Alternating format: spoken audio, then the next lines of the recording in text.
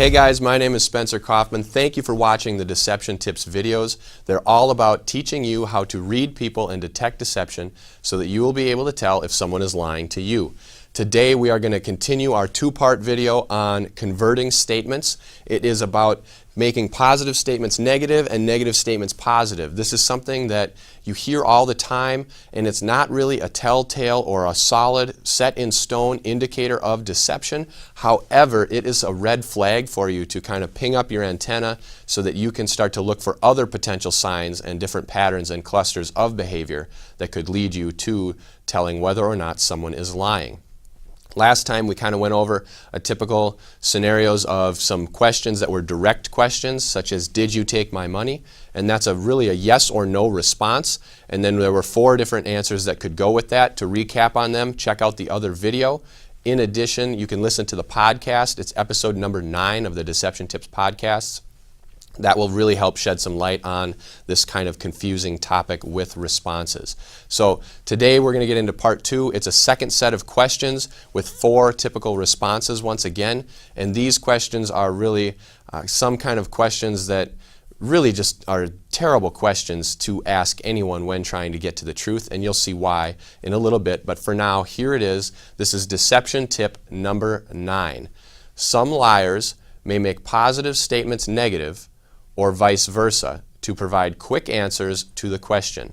Example, did you? No, I did not do. So again, this is part 2, so you've seen that one before, but it's a second part. So the typical question would be, the best question to ask when soliciting the truth or when trying to find the truth is a yes or no question. And the reason is because it's very simple. You have 2 choices, yes or no. There's no confusion, it's very easy, and often they will say yes or no, and then an explanation will come about, which gives you a great opportunity to determine whether or not they are telling the truth. Now, in this scenario, these types of questions, when liars can convert positive statements to negative and negative to positive, these questions are questions that really are terrible questions to ask because they are assuming an outcome.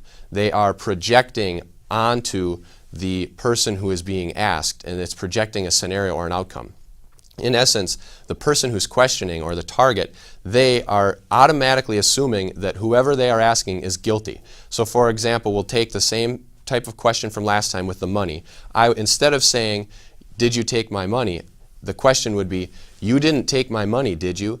And you can see how that is, I automatically am assuming you took my money. And I say, you didn't take my money, did you? By saying that, that puts you on the defense. So now your responses are automatically going to be a little bit skewed, and whether or not they're true or false, or a deceptive or a non-deceptive answer, is going to be difficult to determine because your guard is up. You've immediately said, well, wait a minute, this guy is already assuming I'm guilty. What happened till innocent until proven guilty?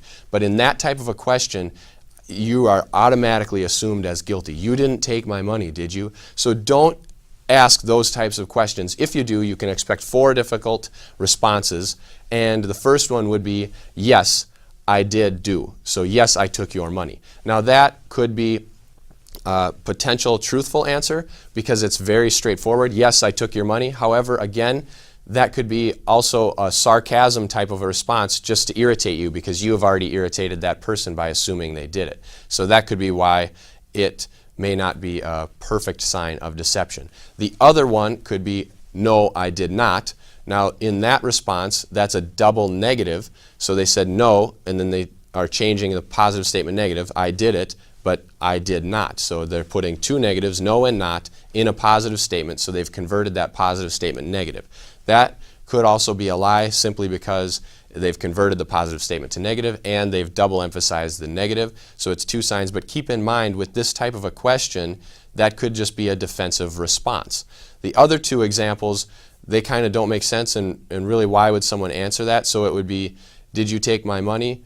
Yes, I did, or no, I did not. Or, so there could really be 4 types, and all of them are kind of convoluted. Yes, I did not take your money. No, I did. Yes, I did. And no, I did not. So all of those sound like perfectly logical or perfectly reasonable answers to the question. But the fact that you are assuming that outcome or projecting that outcome makes these answers sound very defensive, and you can expect them to be replied to with an attitude. You didn't take my money, did you? Yes, I did not take your money. No, I did take your money.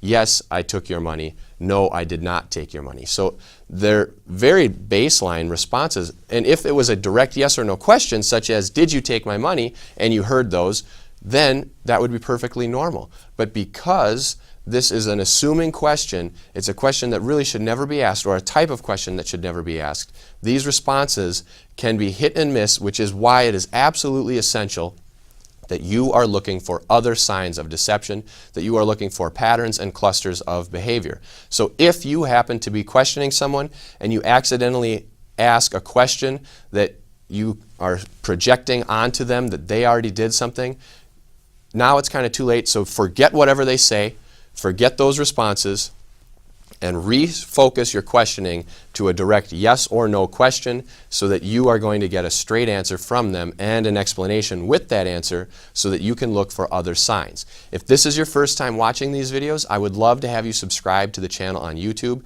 It's all about teaching you how to detect deception and read people. Also, if you'd like more information, there are books, blog posts, and podcasts all available on SpencerCoffman.com that are dedicated to teaching you how to detect deception so that you will know what everybody is really saying. Until next time.